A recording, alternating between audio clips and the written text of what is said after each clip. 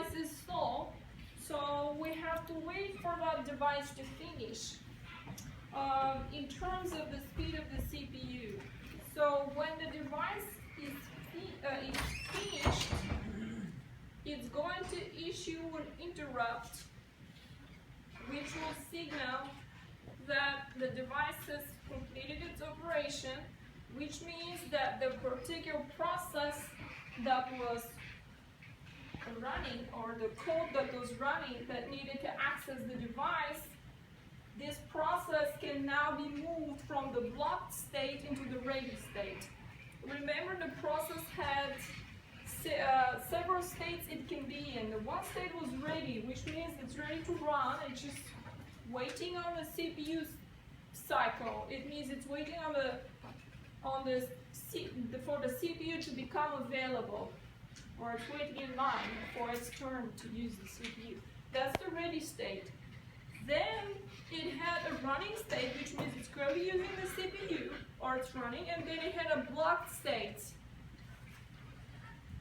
Do you guys remember what was the blocked state? So the process is blocked for what? Because another process is taking up that space already, or is using that function, or using a chunk of memory. That is when it's in a ready state. So it's ready and it's just waiting for the CPU because another process has taken the CPU, right? But when it's blocked, it's not even given the CPU, even if the CPU becomes available. Do you remember why that is? So all these input-output devices, we said they're taking a long time, right? So let's say it's a scanner. We're going to put a sheet of paper in the scanner. How long does it take to scan it? A few seconds? A minute? Well, that's a long time from point of view of the CPU. The CPU is running much faster than that. So if the process has to scan something, then we're going to block this process until the scanner is finished and the output from the scanner is sent back into the process. So, okay, well, how do we know that the scanner is finished? When is it going to finish? So when it's finished, it'll issue an interrupt. And that's the signal that it issues. And so we can change the state of this process from blocked back to a ready state. So it can run again when the CPU becomes available. We would store these interrupts in an interrupt controller.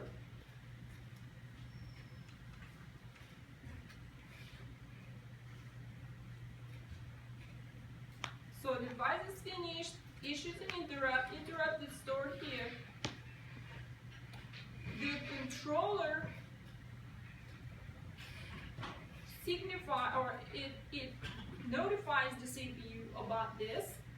The CPU, once it learns about the interrupt, it will acknowledge the interrupt, which means we will change the state of the process back to a ready state. So when the CPU is available, the process can run again. And it will continue running exactly where it left off before started using the scanner or issued accessed an I/O device.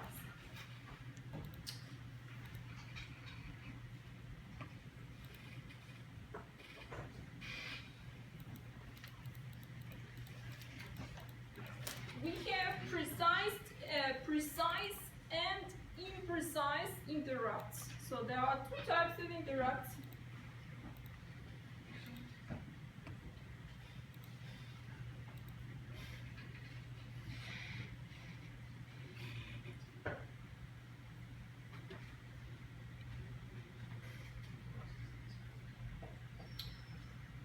Properties of precise interrupt. So precise interrupt means either it's finished, it's fully executed, or it's not finished yet. So it's either yes or no. That's a precise interrupt. When that happens, the program counter is saved in a known place. What is the program counter?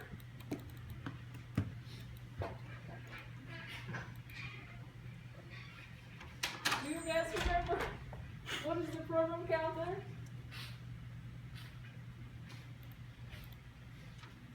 So the program counter is a register inside the CPU, right? And it's loaded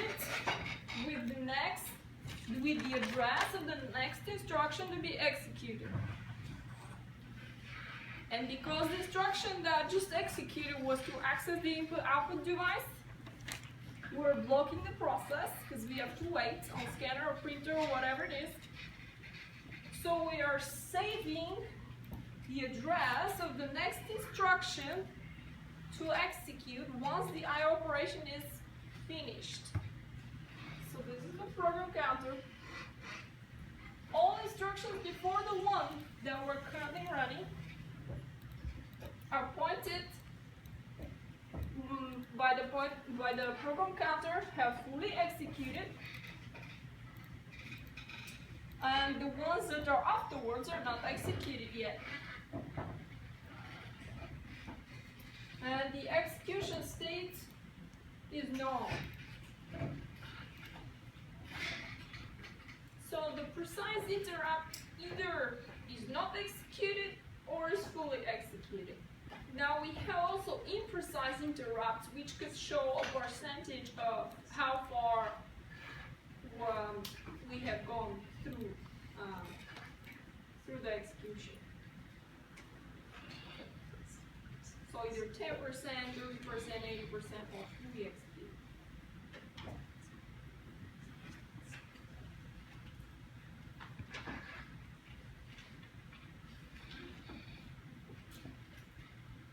So let's look at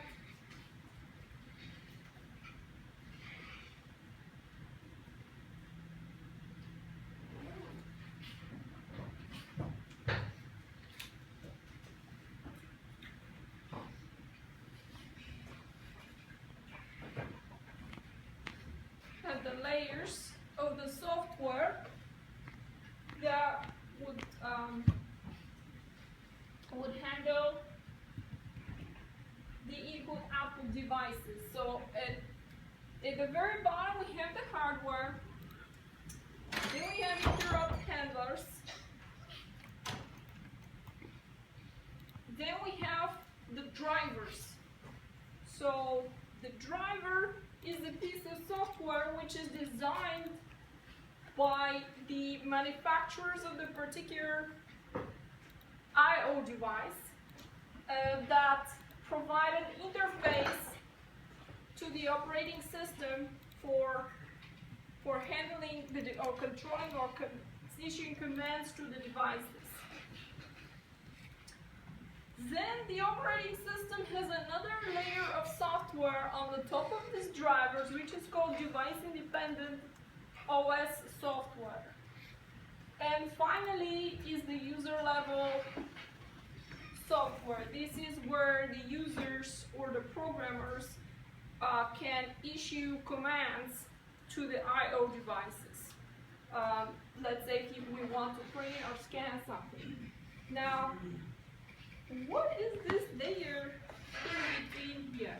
Device-independent operating system software.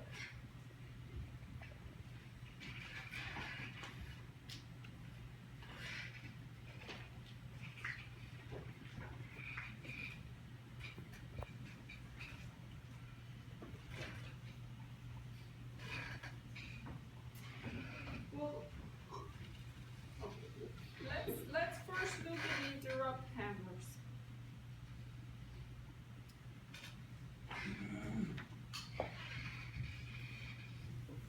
So on the bottom is the hardware, and then we have interrupt handlers.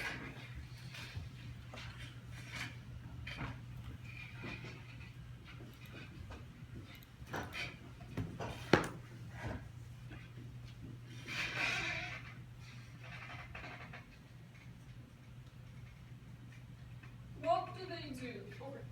So when the process performs performs an I/O operation, we're going to block that process until the I/O is completed. So in order to do that, the operating system is going to switch from running the current process to running another process. So when we switch from one process to another, we already know what happens. We have to save all the information about the currently running process, the state that it is in, the line of code or the current instruction that it was running, all the open files, and everything else that was loaded into the CPU registers and in memory when the process was running has to be stored. So later on, we can load the process exactly the way it was and continue running it. So we're going to save the registers.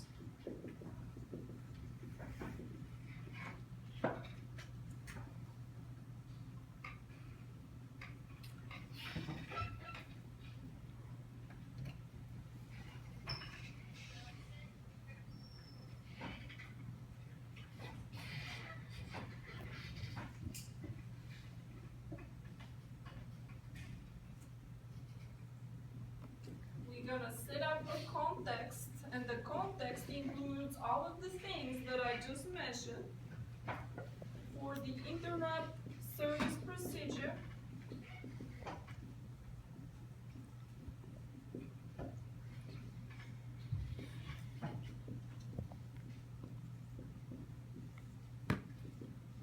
We will set up a stack. The stack is for the function calls.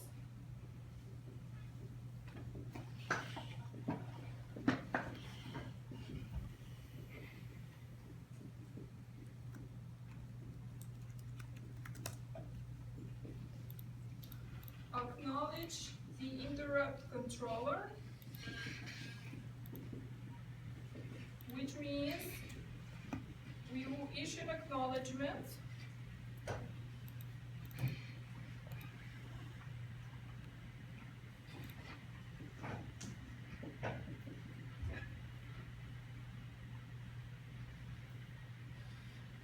and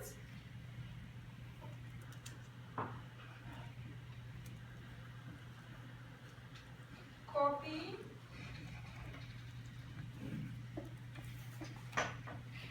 information from the process table. So we will copy info which is saved in the process table.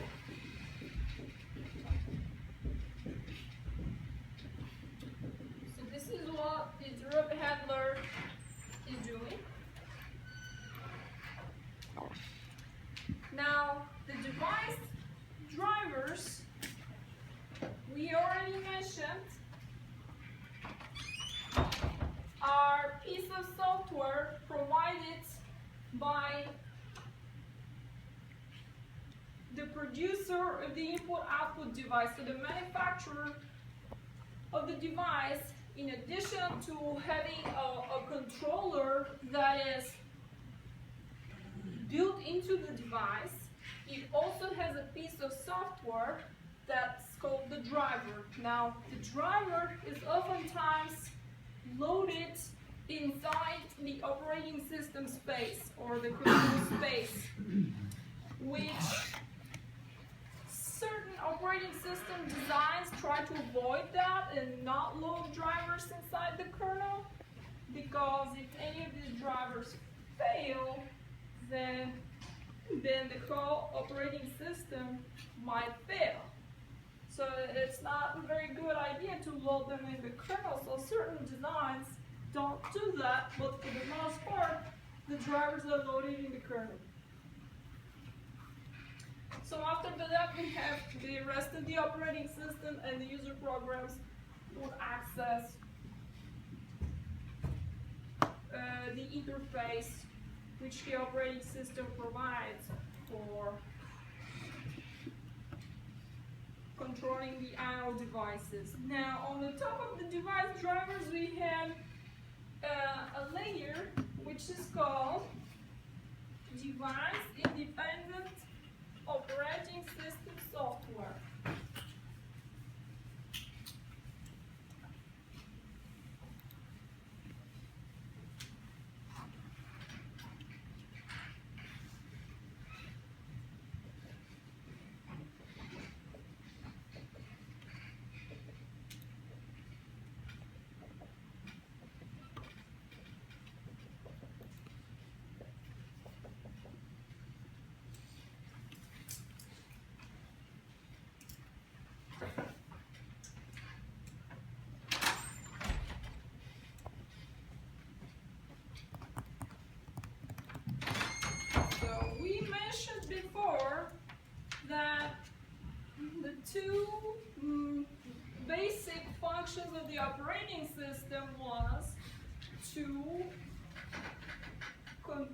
to handle or manage the resources and to provide or create abstractions.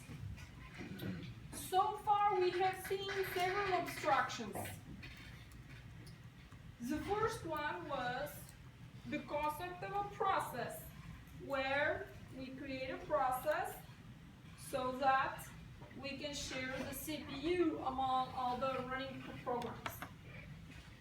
The next abstraction we have seen was the virtual memory. So we created from all the memory that we have, combine it into something called virtual memory, or one big piece of memory.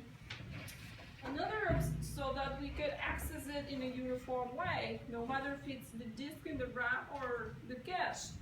We always access the memory in the same way. That's an abstraction the OS provided to make our life easier as the programmers or the users. Another abstraction we've seen was the abstraction concept of a file. So the file allowed us to store something on the disk, some information, and no matter what kind of information it is, it's always a file. It has a name, it has a uniform way of opening, closing it, reading from it, or writing to it. And so that's an abstraction the OS provided to make our life easier. And then the other abstraction here that it provides is to create a uniform interface for all the input-output devices. So if you think about it, the way the picture is shown, the drivers are a piece of software produced by the manufacturer of the device. The controller electronic component built into it is also something provided by the manufacturer. So from one device to another device to another device, there's a very different way to access the functionalities of these devices. They have different commands, they have different interfaces, they have oftentimes not very attractive commands, type of commands, number of commands to be able to use these devices. And so if the programmer has to remember all the functions of a disk driver or a printer or a scanner, which come with the driver or with the controller of the device, the programmer will go crazy. That's just too much stuff to remember, and it's not very attractive.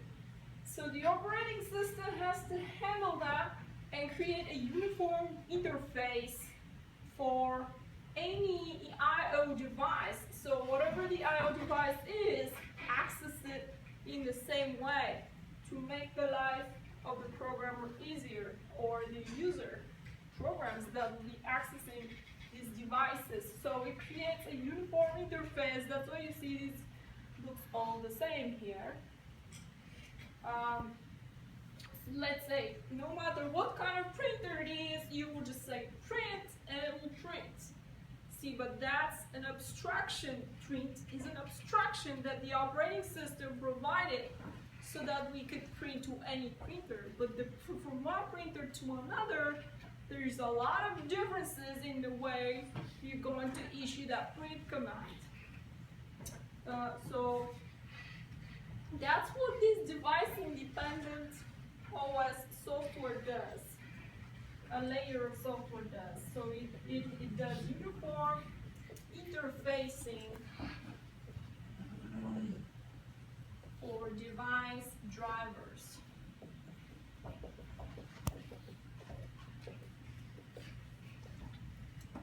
It also handles buffering. So remember, they have a buffer that we can read or write to it. Errors. Okay. These devices sometimes have errors. So if the error cannot be handled by the device controller itself, then the operating system has to handle the error.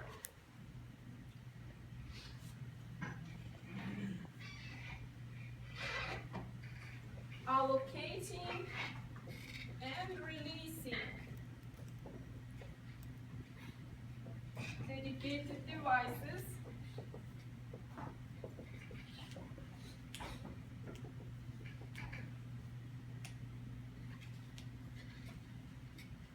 And finally, if we are going to use the block structure, so writing and reading as blocks, we have to choose a uniform block and make it work with other devices no matter what their blocks are.